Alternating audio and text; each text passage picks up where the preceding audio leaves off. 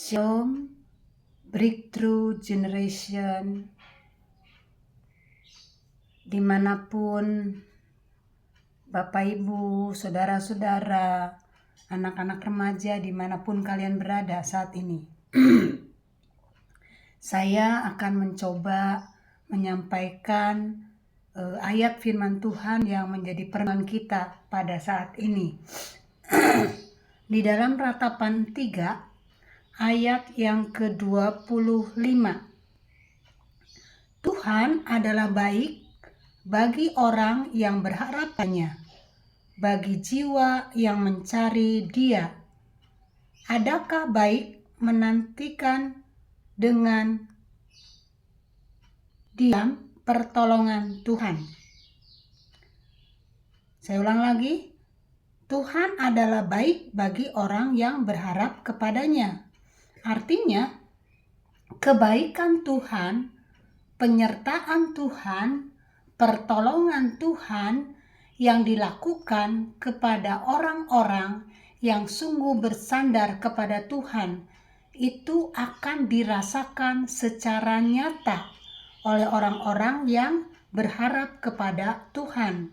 Nah, kenapa harus berharap kepada Tuhan?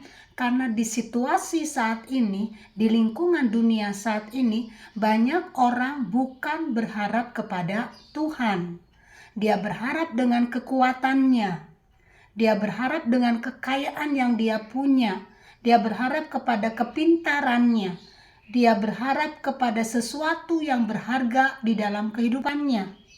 Dan itu akan menyeret kepada situasi di mana kita akan masuk dalam sebuah titik-titik terendah di kehidupan kita.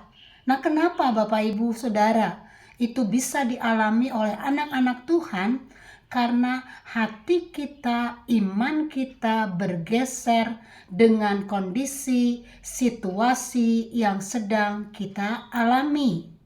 Banyak pada saat ini saudara-saudara, orang-orang yang mengaku kepada Tuhan, dia pengikut Kristus, dia percaya dengan Tuhan, tetapi lewat penderitaan yang dihadapi, yang dialaminya, hatinya bergeser dengan sungutan, kata-kata negatif yang dilontarkan, keraguan-keraguan yang terjadi. Saudara, bagaimana kita harus bersyukur dengan Tuhan saat kita mempercayakan hidup kita di hadapan Tuhan. Ada satu ayat yang selalu menjadi rema buat saya adalah begini Bapak Ibu. Seperti hewan, aku dungu seperti hewan, tetapi aku tetap di dekatmu. Artinya, di tengah-tengah setiap keberadaan hidup saudara dan saya, di tengah-tengah berfluktuasinya kondisi emosional kita, kita harus tetap memegang tangan Tuhan. Nah, adalah baik menantikan dengan diam pertolongan Tuhan. Artinya, waktu kita diam di dalam hadirat Tuhan, kita melihat masalah-masalah kita semakin dekat, artinya kita semakin melihat masalah itu semakin besar, saudara-saudara, Bapak Ibu dimanapun berada. Kalau kita melihat gunung dari jauh, itu keindahannya luar biasa sekali, apalagi dengan kondisi-kondisi alam yang begitu rupa membuat pemandangan gunung itu begitu indah. Pada malam hari kita melihat gunung tidak terlihat apa-apa. Tetapi pada siang hari kita melihat gunung dari jauh itu sangat indah sekali. Tetapi pada saat kita mendaki gunung tersebut, yang kita saksikan adalah batu-batu terjal. Kondisi lembah-lembah yang curam. Dan tidak ada pemandangan yang indah di situ. Karena kita mendekati gunung tersebut. Demikian juga saudara, waktu kita melihat masalah kita dari jauh, kita akan melihat masalah itu ada dalam lingkup skopa Tuhan, dalam lindungan Tuhan hidup kita. Tetapi saat kita mendekati masalah itu tidak bersama Tuhan, yang kita lihat ketakutan, kekecewaan, sakit hati, membuat jiwa kita gundah gulana, membuat jiwa kita mengalami sesuatu yang bergelora. Tidak ada damai sejahtera, yang ada hanya jalan-jalan buntu. Yang ada hanya bukit-bukit terjal yang membuat kita akan tergelincir, kita akan jatuh, dan kita akan binasa. Nah, saudara, adalah baik menantikan dengan diam pertolongan Tuhan.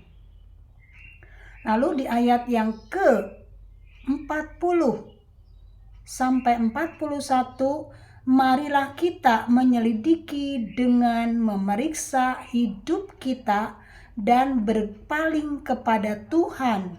Marilah kita mengangkat hati dan tangan kita kepada Allah di surga. Masalah yang dihadapi bisa berasal dari kecerobohan kita, dari dosa kita, dari keteledoran kita, dari kesombongan kita.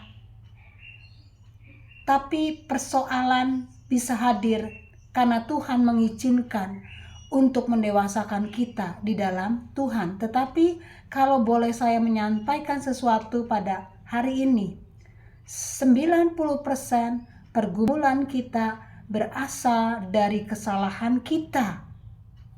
Mungkin 10% Tuhan izinkan untuk membentuk karakter kita yang lebih baik. Makanya di sini marilah kita menyelidiki dan memeriksa hati kita. Ada dengki, ada luka hati yang menyebabkan perkataan kita negatif, yang menyebabkan kita toksik, kita benci dengan orang lain, kita iri hati dengan orang lain, bahkan kita berpikir sesuatu yang negatif untuk menjatuhkan orang-orang sekitar kita. Demi untuk apa? Popularitas hidup kita. Saudara, kalau saudara masih punya akar pahit, punya kebencian, hidup saudara juga akan pahit. Buah yang pahit akan menghasilkan buah yang pahit. Bibit yang baik akan menghasilkan buah yang baik. Marilah kita mengangkat hati dan tangan kita kepada Allah di surga. Artinya, ayo kita sama-sama menyerahkan segala sesuatu yang ada di hidup kita, di pergumulan kita, di tantangan yang kita hadapi. Kita mengangkat tangan di hadapan Tuhan dan kita mengakui, Engkau lebih besar dari masalah-masalah yang sedang aku hadapi. Mampukan aku Tuhan untuk menjalani proses demi proses kehidupan aku bersama dengan Tuhan. Tuhan Yesus memberkati.